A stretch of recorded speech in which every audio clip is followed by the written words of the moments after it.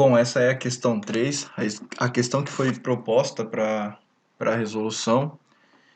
A professora sugeriu que os valores de A fossem substituídos por 2, então aqui a gente vai efetuar a multiplicaçãozinha, né, de 1,5 por 2, 0,75 por 2, entre outros valores. A questão sugere que apliquemos o método das forças para determinar as reações de apoio e determinar também o diagrama de momento fletor. O EI é constante. O valor de P utilizado na questão 2, no meu caso, P vale 3 kN. E M, que foi utilizado na questão 1, o meu M deu igual a 11 kN vezes metro, que é o momento, né? Agora, para iniciarmos o conteúdo, eu vou ensinar um passo a passo de como conseguir, né, os valores de reações de apoio e também o próprio diagrama de momento fletor referente à estrutura que estamos trabalhando. Bom, primeiro a gente vem aqui nessa opçãozinha que é para selecionar as barras. Antes eu já fiz uma preparaçãozinha que já foi configurar o grid e o snap, que é para quando selecionar uma opção ela só andar em cima das barrinhas e para permitir também só deslocamentos horizontais e verticais no software. Essas duas opções fazem com que tenha essas configurações. Então vamos lá. Aqui no exercício eu tenho 2 vezes 2, 4, 8 metros de barra na horizontal. Eu posso checar isso, que aqui está batendo 8 metros, na barrinha aqui horizontal, bem no começo, onde diz que x está igual a 8 metros. Aqui nesse cantinho aparece. Eu estou na origem e vou até o final, eu consigo verificar que tem 8 metros de comprimento. Aqui eu tenho 3 metros, então eu vou olhar para o eixo Y e deslocar 3 metros.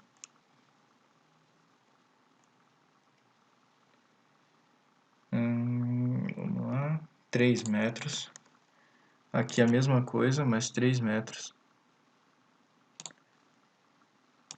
Subir um pouquinho.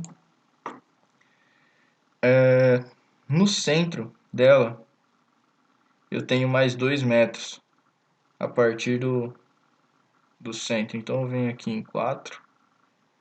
Faço uma marcação, isso aqui é para inserção de pontos, né? Pode ser uma carga, pode ser um momento, pode ser um apoio. Então eu só vou marcar esse ponto. E a partir dele, só para a questão de desenho e organização, a partir dele eu vou subir mais 3 com 2, mais 5 metros. 3, 5, aqui, 5 metros. Faço a ligação dos pontos.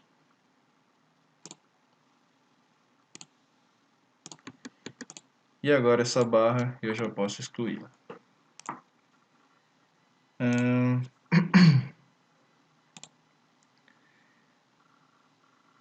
Eu tenho uma carga aplicada pontual na metade dessa barra, seja em 1,5 m. E aqui eu tenho um momento aplicado também.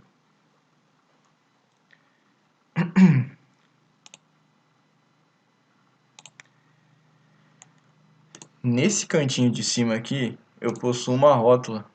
Então aqui eu vou fazer a inserção de uma rótula. Vou aqui, seleciono o ponto, seleciono a opção de rótula e insiro uma, que é essa primeira opçãozinha aqui. Aqui temos outras várias opções, né? De articulações e tal, depende do modelo da estrutura, mas no caso de uma rótula, é essa daqui e seleciona na opçãozinha vermelhinha que fica aqui, que já vai inserir a rótula. Bom, aqui nós temos uma carga pontual na direção vertical. Para isso eu tenho que criar essa carga aqui nessa opção. Vou colocar o nome de C1, pode ser o nome que você quiser, e ela está na direção X. Se eu não me engano, da esquerda para a direita, eu uso a convenção de sinal normal. Eu vou fazer um teste, viu? Se eu quisesse que estivesse para o outro lado, eu colocaria um sinal de menos na direção, seleciono o ponto, né? E aí eu coloco um sinal de menos que ela vai inverter. Mas não, é desse jeito mesmo, é sem o menos.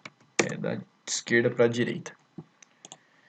Bom, inserir a carga. Agora, o momento fletor, ele é inserido nesse ponto também.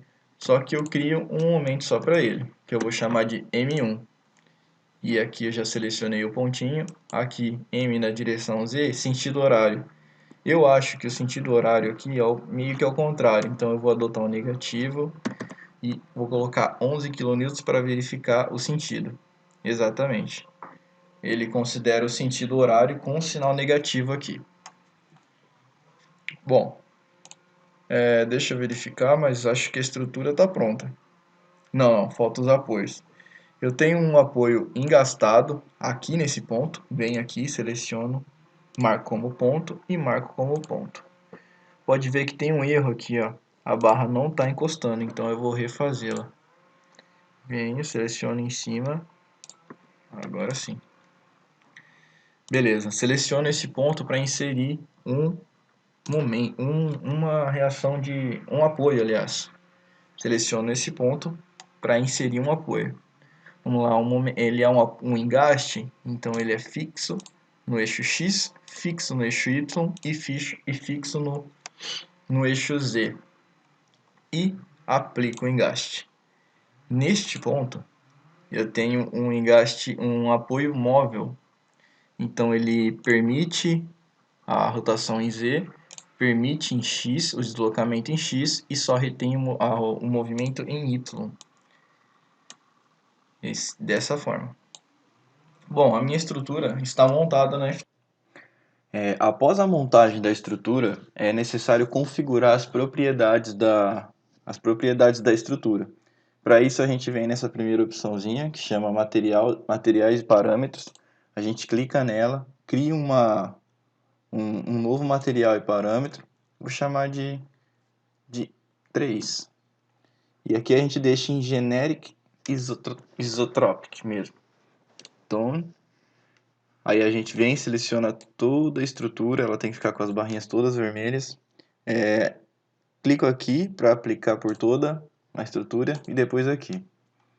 Na próxima, a gente vem para selecionar a seção, a propriedade da seção da estrutura. A gente cria uma nova também, vou chamar de 2. Vou deixar em retângulo, para tiver esse formato retangular. Done. Aqui eu insiro os parâmetros de um retângulo, pode ser qualquer um, desde que seja um retângulo. Seleciono a estrutura, aplico ao longo de toda ela e seleciono All. Aí eu venho, tenho que salvar. Já salvou, porque a minha já estava salvo antes. E aqui a gente tem as configurações de normal, cortante e momento fletor. Aqui ele já vai me dar o diagrama de normal, de cortante, e esse é o mais importante para a gente, que é o de momento fletor. As minhas reações de apoio já estão aparecendo aqui, mas caso você queira inserir, você vem em Display e seleciona a opção Reactions Values. E aí ela vai aparecer aqui os valores das reações e o sentido também. Bom, após essa introdução que a gente ensina, né, a mexer mais ou menos com a ferramenta F-Tool, dentro do que iremos precisar ali, já foi ensinado, nós não iremos mais nos prender a voltar no F-Tool e montar um passo a passo da estrutura, só quando surgir um ponto diferente. Agora nós vamos mais para a resolução da questão mesmo. Bom, essa é uma estrutura 3 vezes hiperestática. Nós não iremos nos prender ao cálculo do grau de estaticidade da estrutura. Bom, uma estrutura com grau de hiperelasticidade 3 ela possui quatro diagramas de momento fletor em seus diversos estados, que são estado 0, estado 1, 2 e 3. O diagrama no estado 0, a ideia é tornar a estrutura isostática. Da seguinte forma, a gente normalmente sempre abre na rótula, isso faz com que a estrutura perca 2 graus de estaticidade, ou seja, abrindo na rótula, a estrutura ainda permanece uma vez hiperestática. Para isso, normalmente temos mais opções, mas no caso, a gente vai remover uma das reações do apoio do engaste, porque se a gente tira o apoio móvel, a estrutura fica estranha, ela cai, né? Então a gente vai tirar uma reação do engaste, tornando ele um apoio fixo. A estrutura no F-Tool, ela deve ficar dessa forma. Eu já troquei o engaste por um apoio fixo e já abri a rótula. Nota-se que os pontos não estão se encaixando, elas faltam um leve espacinho aqui para que eles se toquem. No F-Tool ele deve ser calculado dessa forma mesmo. Já foi definidas as propriedades, agora a gente vem... Não foi. Agora nós iremos definir, né,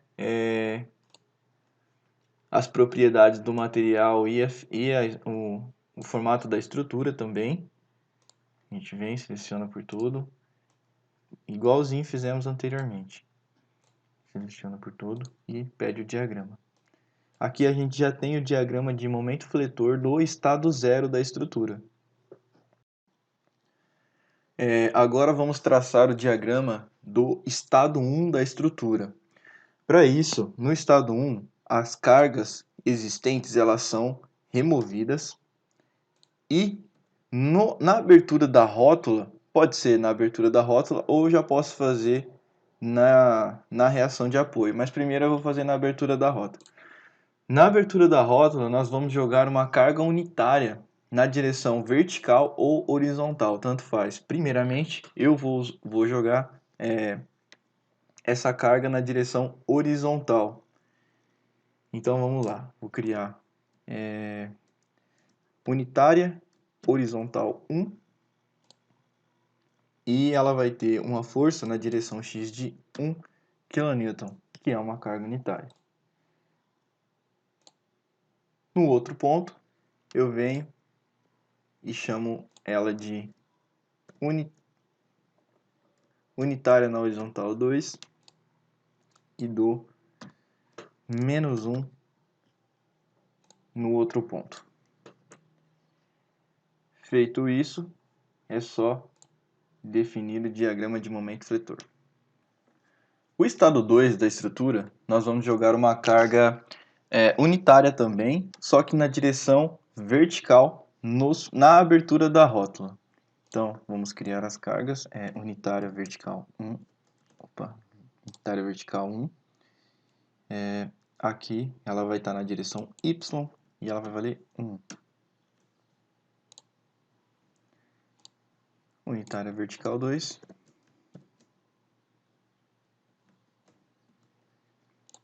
também na direção Y e ela vai valer menos 1. Feito isso, é só pegar o diagrama de momento fletor da estrutura.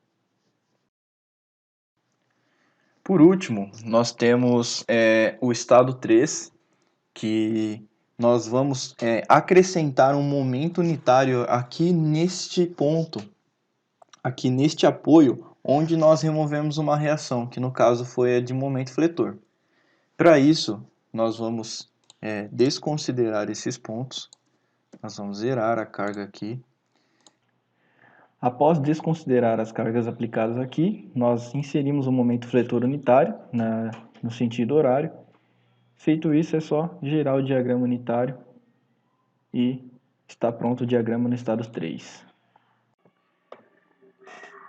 Referente à resolução pelo método do PTV, que é os princípios dos trabalhos virtuais, ele basicamente consiste na multiplicações dos diagramas que nós encontramos. Diagrama do estado 0, estado 1, 2 e 3. Para isso, nós montamos equações. Quando eu tenho 4 estados, eu possuo 3 equações, que é do método isso.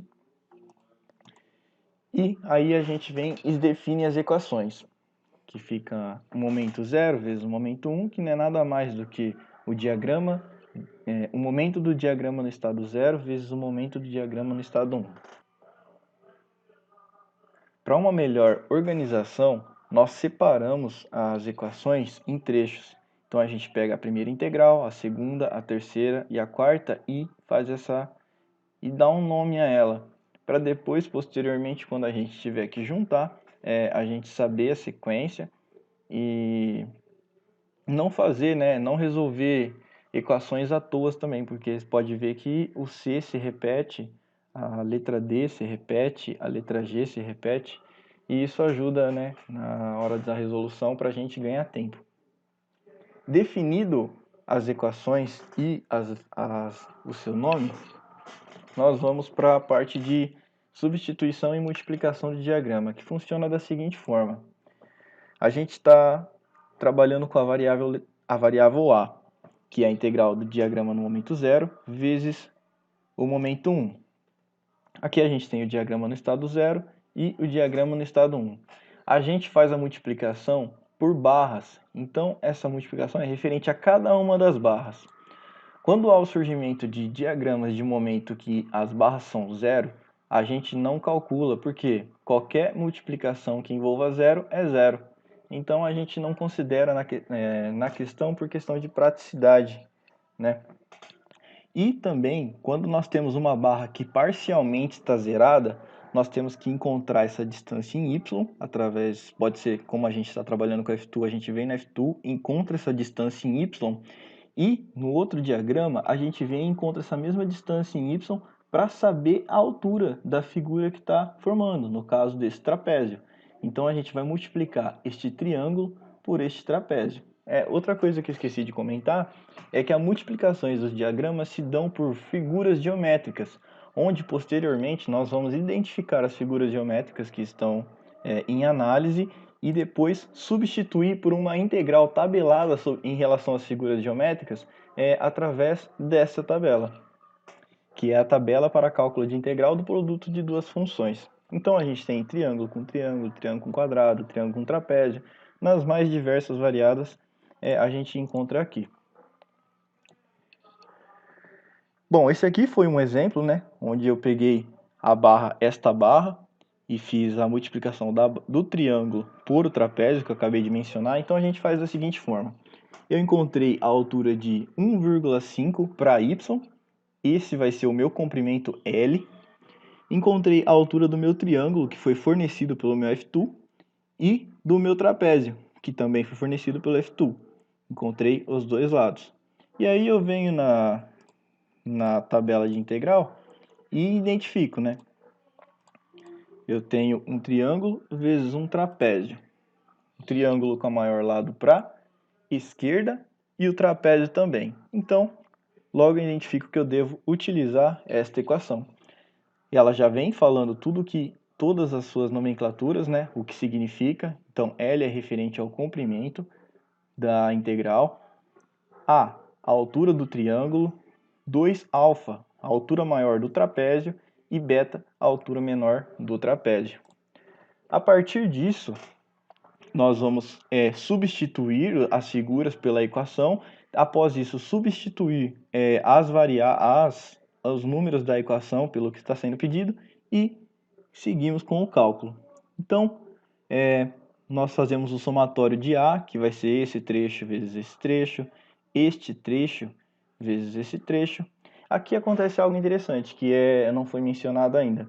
Que eu tenho um triângulo, que eu vou multiplicar por um retângulo, mas nota-se que aqui o triângulo está com um lado oposto. Então aqui, neste ponto, ele ganha um sinalzinho de negativo, porque na tabela todos os valores são considerados como um diagrama positivo, com o lado para baixo.